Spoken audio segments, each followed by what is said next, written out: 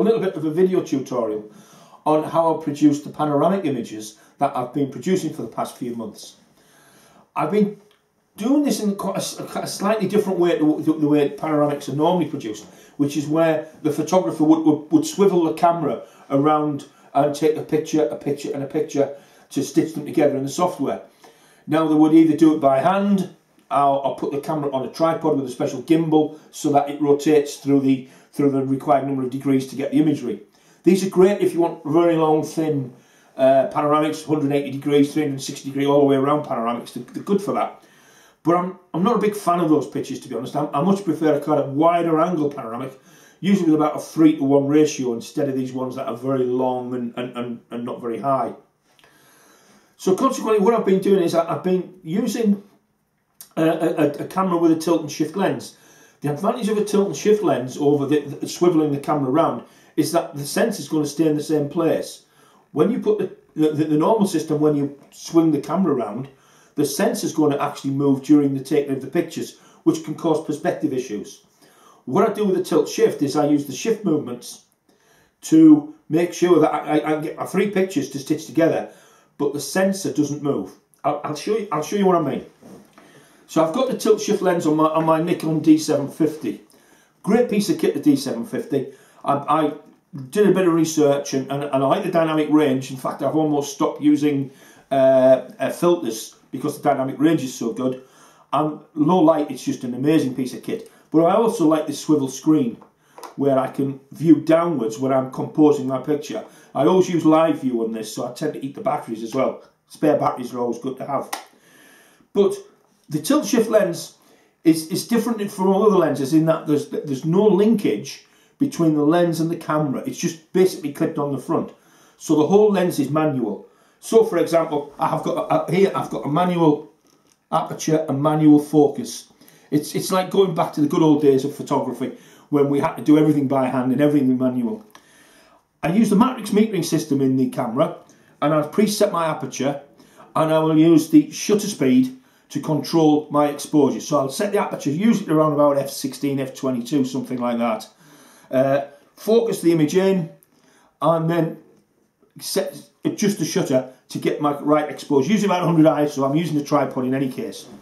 So how does the shift movements work? Well, if I select on this little knob off the bottom, as you can see, I've got the lens sitting there on the camera, but I can slide the lens across like that, then back to the middle, and then across again.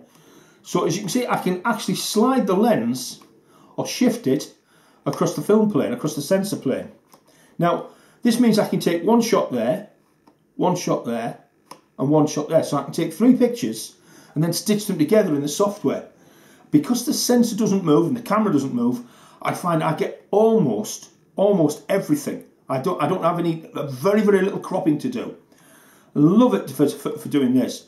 So I pre-focus, set my aperture, adjust my shutter speed for my exposure, 100 ISO, raw files, one picture, another picture, and another picture.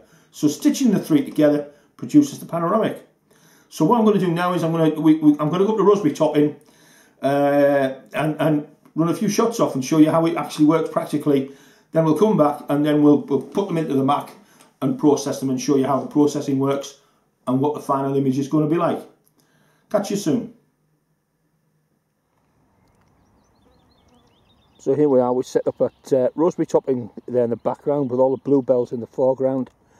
And what I want to try and do is get a nice panoramic image of everything we see here, from this tree to the left, right, all the way across the image, straight through with Raspberry topping, and we've got this diagonal leaping up to the right. So here we go. I've got the camera mounted on a tripod, which, as I said before, is essential for this type of photography.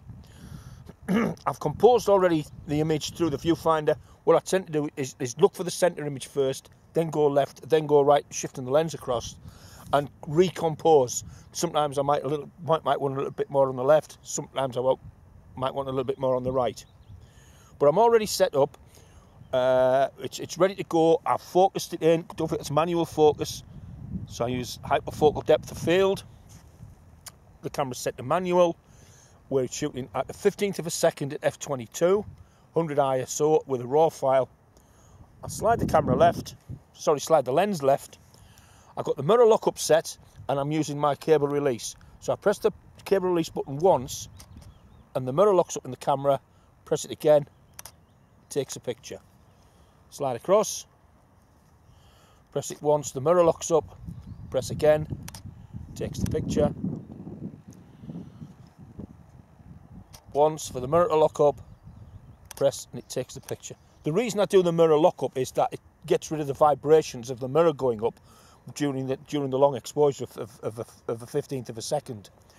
It can sometimes cause your images to be a little bit unsharp. It's something I always recommend with landscape, with slow shutter speeds, is to use the mirror lock up. I'll just show you how it works again.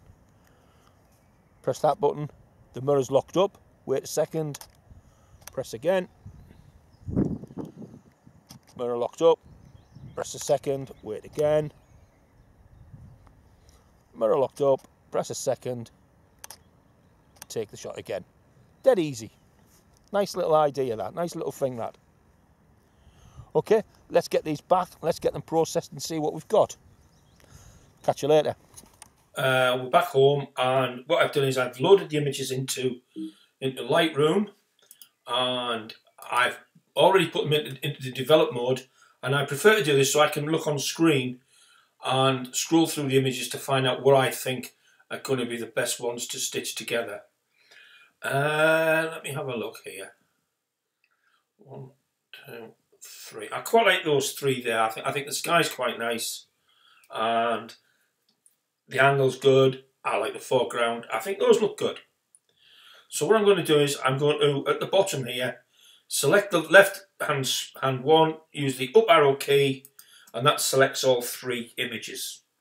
Then press Ctrl and go to Photo Merge into Panorama. And it creates a little preview in this box here in the Panorama mode. I like the Auto Crop button pressed, clicked or checked, whatever you want to call it. So that gives me an automatic crop, and there we go. How good does that look? So what we'll now do is we'll click on Merge. And this is going to take a few seconds for this to put itself together. As we can see up on the top left up here, as it's stitching and putting these things together. Looks like we've got a bit of a dust spot here, which I can clone out later on. I find it easier to put all the 3 images together as a stitch and then work on them, rather than work on individual images, then stitch them. I have seen some people who think it's best to do it the second way, as in work on your images, stitch them. Personally, I find stitch and then work on them. You'll also see along here, down the bottom right here, I've done some upright ones as well, which I shall stitch together later and have a look. Yeah, they don't look too bad.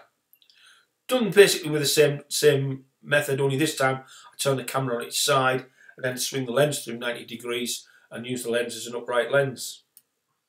So let's have a look. Bottom right hand corner, and we should have our stitched image. There it is. A few quick adjustments maybe. I just usually like to click on auto, which just brightens it up a touch.